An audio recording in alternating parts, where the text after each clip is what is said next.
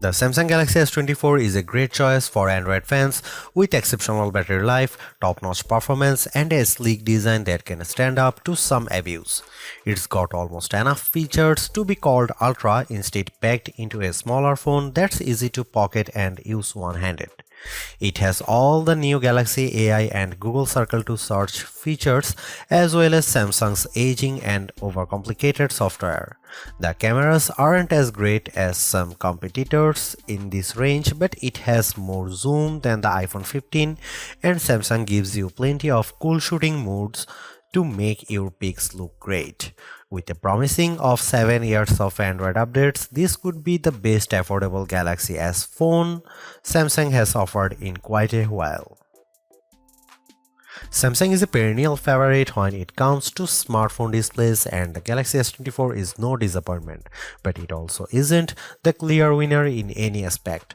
I enjoyed reading web pages, playing games, and editing photos on the smaller screen, and even small text was legible and sharp.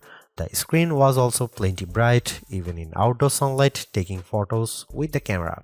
Samsung is not giving us the sharpest display with the Galaxy S24, and it's odd for the company to fall behind a bit.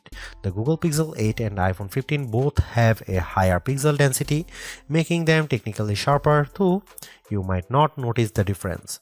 The Galaxy S24 can get brighter than both of those phones, but OnePlus is pulling some 4500 nit magic out of its hat with the similarly priced OnePlus 12, so Samsung isn't the resounding brightness winner.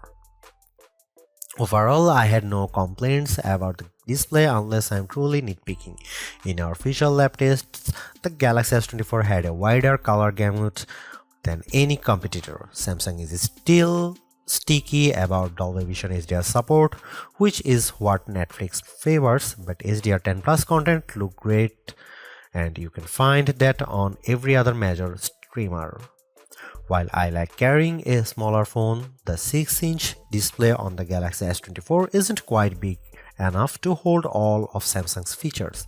The H panel is turned on by default, and it takes up so much room on the side of the phone that it was easy to swipe it open accidentally when I just wanted to use a back swipe gesture. The quick panel also became more complex, and this makes it harder to read and use on the smaller Galaxy S24 display than it was on larger Samsung screens.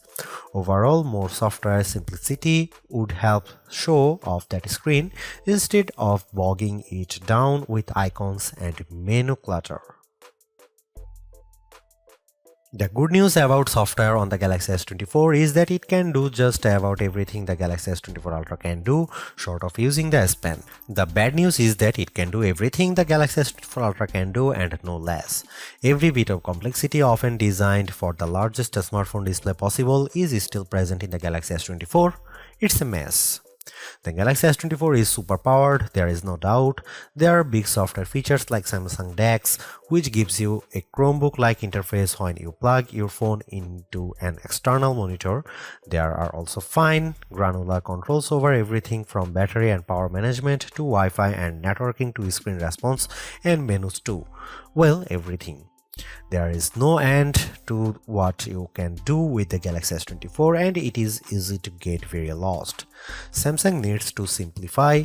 There are too many features that are impossible to find, like wireless power sharing, which should let me charge my earbuds by setting the case on top of my Galaxy S24.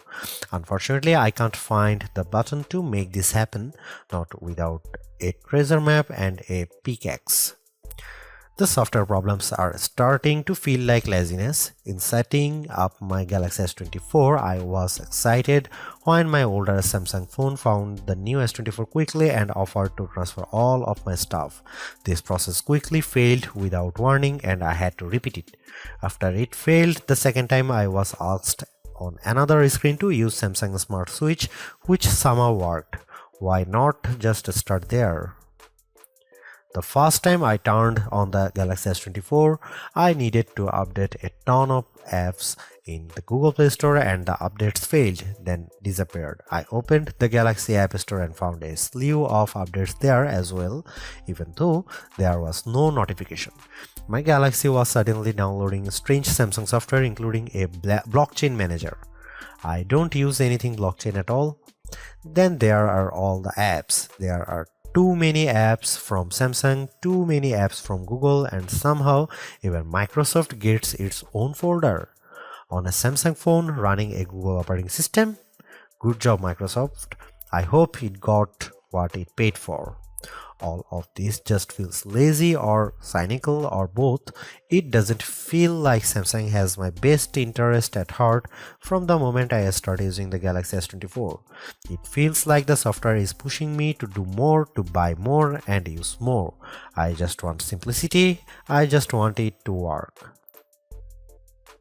Sure, the Galaxy S24 Ultra is our top camera phone, but that doesn't mean the Galaxy S24 is a slouch. Most of the great work Samsung has done improving its image processing carries through here. Photos I shot with the Galaxy S24 look better, more natural than photos taken with either the Galaxy S23 or my iPhone 15. You also get a real zoom lens with the Galaxy S24 and it helps a great deal. Having a real 3x zoom brings you closer to the field on the stage even if the zoom lens is paired to a awfully small sensor that produces images with more noise and blur than I'd like. No matter, neither the Pixel 8 nor the iPhone 15 has optical zoom around back, and real zoom is always better than digital zoom, all things being equal. You might occasionally get better shots from the main camera on the iPhone 15 and the Google Pixel 8 does a better job with low light images, but the Samsung Galaxy S24 is much more versatile. I actually find Samsung's different camera modes like the food mode or the dual camera video recording mode to be fun and useful. My baked goods look detectable when I shoot them with the Galaxy and the dual cameras video is great for reaction shots with my kiddo. Samsung also brings a bunch of AI tricks into the camera both in the camera app and Samsung's image gallery. I wish there weren't two photo apps including Google Photos, but here we are. Unlike the Pixel which gives you AI editing in Google Photos, Samsung keeps its Magic Editor software in the gallery. With Magic Editor, you can resize an object in your photo and move it around. You can erase the background entirely and replace it with something new. The phone will use AI to figure out what's happening in the foreground and match the new background appropriately.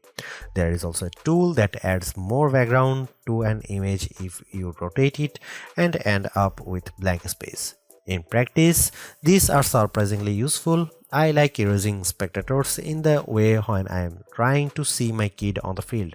The generative AI did a nice job without a heavy hand and the results usually looked natural enough. I hope Samsung doesn't go too much further into creating fake imagery, but the Galaxy S24 will affix a watermark to images that have been edited using AI. Here you can see some camera samples.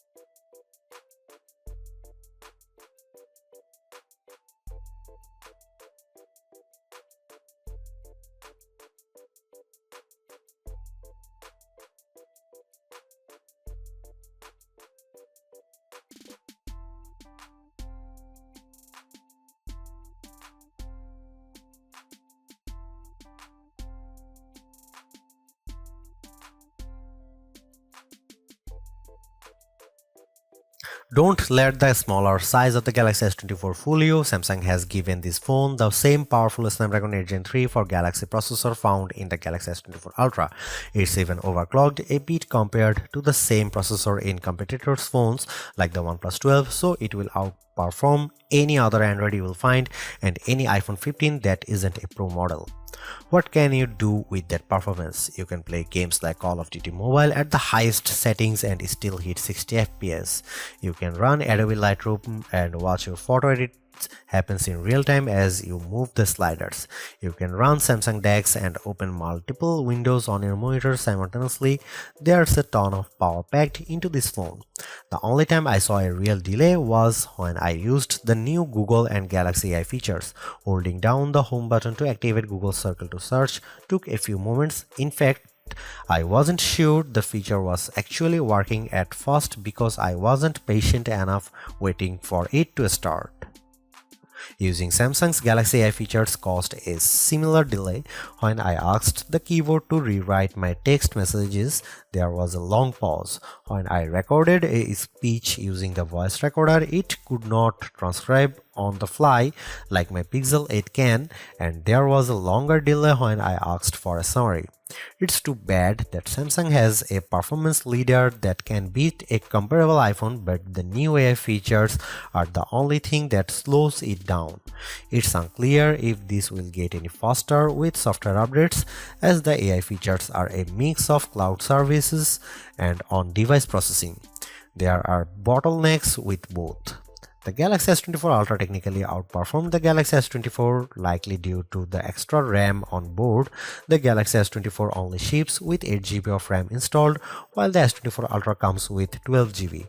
In practice, it was hard to see a differences unless I held the phones side by side, and then I noticed the Galaxy S24 Ultra finishing some tasks just a bit faster. The Galaxy S24 was still able to open multiple apps at once and handle gaming at the highest graphics levels, so I had no complaints about its performance. The Galaxy S24 has a battery that is only slightly larger than last year's Galaxy S23, but battery life has seen a significant improvement, giving me hours more active screen time and lasting a full day with little trouble. On a normal day of use, the Galaxy S24 lasted until bedtime with no trouble. On a day of heavy gaming and photography, I still lasted the evening with a quick top-up while I was making dinner. I wish the Galaxy S24 would charge faster, as things haven't improved since last year. I was able to get the battery to just over 50% in 30 minutes, just like with my iPhone 15. The Pixel 8 charges a bit faster, but cool phones like the OnePlus 12 can charge at extreme speeds and fill the battery completely in a half hour. There are plenty of adaptive modes to help you save battery life, but good luck finding them in Samsung's terrible settings menu.